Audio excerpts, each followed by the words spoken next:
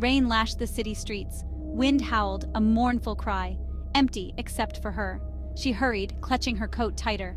Foolish to be out this late. A shiver, and not from the cold. Someone watched. She quickened her pace, heart hammering. Distant streetlight flickered, plunging the street into darkness.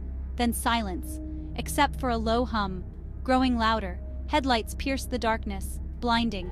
A limo, black as sin, emerged from the fog, stopped before her. Fear, cold and sharp, cut through her. There was nowhere to run. The window rolled down, revealing a face, pale with eyes like black pits, a voice smooth as silk, but with an underlying current of something else. Lost, darling? She couldn't speak, couldn't breathe. The figure extended a hand, long and white with nails like claws. Let me help you. She backed away, shaking her head, needed to run, but her feet felt rooted to the spot, paralyzed by fear. The figure smiled, a slow, predatory stretching of lips, revealing teeth, sharp, pointed teeth. Don't be afraid. Fear gave way to a primal instinct. She had to escape. She turned and ran. Adrenaline surged, but the figure moved faster. He was out of the car, a black blur in the rain. Laughter echoed behind her, chilling her to the bone. She glanced back. He moved with unnatural speed, gliding over the wet pavement. His eyes burned with an unholy light. He was gaining on her. A scream caught in her throat. She stumbled, falling hard. Pain shot through her ankle. She couldn't outrun him. He loomed over her, a dark silhouette against the night sky. His face, mere inches from hers. A grotesque mix of beauty and horror. "You cannot escape me," he whispered, his breath hot on her skin. He leaned closer, his eyes boring into hers. His hand shot out, cold and strong, grasping her throat. She gasped for air, her vision blurring. He opened his mouth wider, revealing rows of razor-sharp teeth. Saliva dripped down his chin, staining the pavement crimson. The stench of blood, thick and cloying, filled her nostrils. He leaned in, his lips brushing against her ear. "Don't worry, darling," he whispered, his voice a guttural growl. "It will all be over soon." Then he sank his teeth into her neck. He feasted, draining the life from her. She thrashed weakly, her struggles growing fainter. He savored the metallic tang of her blood, the warmth flooding his undead veins. He pulled back, wiping his mouth with the back of his hand. Her eyes were vacant, her skin ashen. He tossed her aside like a discarded doll. He needed more. The hunger, a burning inferno within him, demanded to be satiated. He scanned the deserted streets, his senses alert for any sign of life. A new scent reached him, carried on the wind, sweet and intoxicating. Another victim awaited. The hunt was on. A young couple, oblivious to the danger lurking in the shadows, rounded the corner. They laughed, their voices echoing in the empty street. Easy prey. He moved silently, a predator stalking its prey. His fangs glinted in the dim light, eager for the kill. He was close enough to taste their fear, sweet and intoxicating. He lunged, his body a blur of motion. The couple screamed, their laughter turning to terror in an instant. He landed on the man, his teeth sinking into his throat. The woman screamed again, scrambling back in terror. She stumbled and fell, her eyes wide with fear. He watched her, a cruel smile spreading across his face. She was trapped. He stalked towards her, his movements slow and deliberate. He enjoyed savoring their fear, prolonging their agony. It made the kill that much sweeter. She cowered against a wall, her eyes darting back and forth, searching for an escape. But there was none. She was alone, helpless against his supernatural strength and speed. "Please," she whimpered, her voice trembling. "Don't hurt me." He chuckled, a low, menacing sound. "You're no fun if you don't beg," he purred. He leaned closer, his breath hot on her face. "But don't worry, darling, it will be over soon." Section 8. Bloodbath. He struck, his fangs piercing her delicate skin, the moonlight casting eerie shadows on the scene. She screamed, a high-pitched wail that echoed through the empty streets, a sound of pure terror that seemed to hang in the air. He drank greedily, reveling in the warmth of her blood, each drop fueling his dark desires and ancient hunger. Her body convulsed beneath him, her screams fading to whimpers, her strength ebbing away with every passing second. He held her close, feeling her life force draining away. the connection between predator and prey intensifying with each heartbeat. Soon, she would be nothing but an empty shell, a lifeless husk discarded by the night. He pulled back, his face and clothes splattered with her blood, a macabre testament to his unholy feast. He tossed her aside, her lifeless body crumpling to the ground, a silent witness to the night's brutality.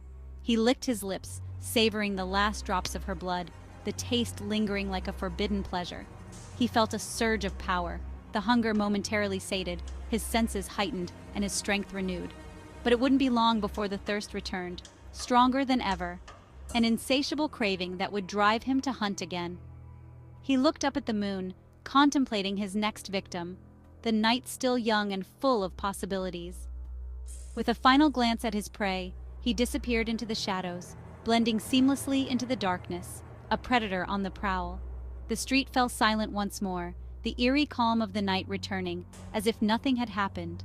In the distance, a howl echoed, a reminder that the night was far from over and the hunt would continue. Section 9.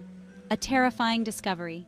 In the heart of the night, the air was thick with an eerie silence, broken only by the occasional rustle of leaves in the dark, creepy forest. The haunted mansion stood ominously, its windows like hollow eyes staring into the abyss. He glanced down at his latest victim, a sense of twisted satisfaction washing over him. The moonlight cast a ghostly glow on the lifeless body sprawled at his feet, highlighting the stark contrast between life and death.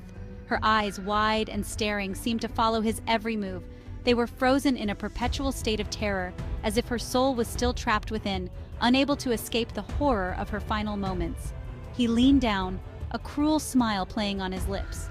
The thrill of the hunt, the power he held over life and death, it was intoxicating. He relished in the fear he could instill, the control he could exert.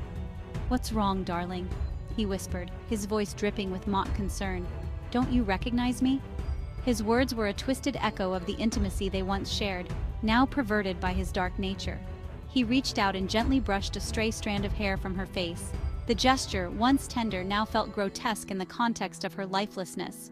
As his fingers touched her skin, he felt something strange. The coldness of death was there, but beneath it, something else lingered. A faint pulse, weak but steady. It was impossible, yet undeniable. His mind raced, trying to comprehend the anomaly. He jerked his hand back as if burned. It couldn't be. She was dead. He had ensured it himself, drained her dry of every drop of life. He had drained her dry. Yet the pulse remained. Confusion clouded his mind, a rare emotion for someone so accustomed to certainty. He leaned closer, his brow furrowed in confusion. What was this? A trick of the light? A cruel joke played by the universe? Then he noticed something even more unsettling, a detail he had missed in his initial triumph. Her eyes, once filled with terror, now glowed with a faint crimson light. It was as if a new life force had taken residence within her, something ancient and malevolent. The realization sent a chill down his spine, a rare moment of fear for the predator. Section 10. Trapped. Panic surged through him, a foreign sensation to his undead heart. He had faced countless dangers, but this was different. This was primal, raw fear, the kind that gripped his very soul and refused to let go. This wasn't how it was supposed to be. He had always been in control, the one who dictated the rules of the hunt. Now everything was upside down, and he couldn't comprehend how it had come to this. He was the predator, the master of life and death. What had he done? How had he allowed himself to become so vulnerable? The questions swirled in his mind, each one more unsettling than the last. He stumbled back, his eyes fixed on the woman's body. It was a sight he had seen many times before, but never like this. This time it was different. This time it was personal. It began to tremble, a low growl emanating from its throat.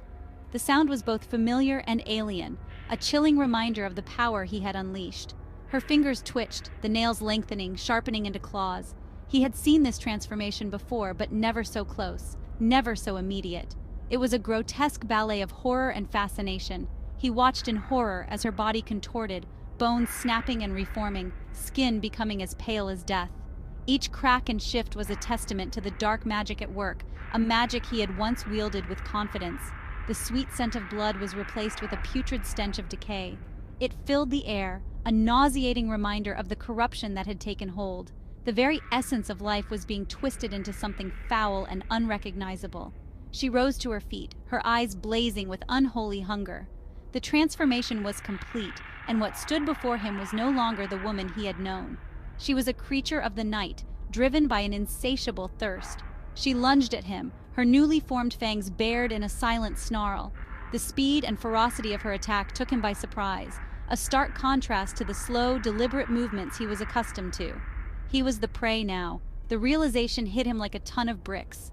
He had become what he had always hunted, and there was no escape. The tables had turned, and he was trapped in a nightmare of his own making. Section 11. Final twist. He tried to dodge, but it was too late. Her fangs sank into his throat, the taste of his own blood filling his mouth. He felt a searing pain, a sensation he hadn't experienced in centuries. He stared into her eyes, now glowing with a power he had never encountered. They were no longer filled with fear or pain, but with cold, calculated hunger. He had created a monster, far more terrifying than he could have ever imagined. As darkness closed in, he realized the horrifying truth. He had not just created a monster, he had created his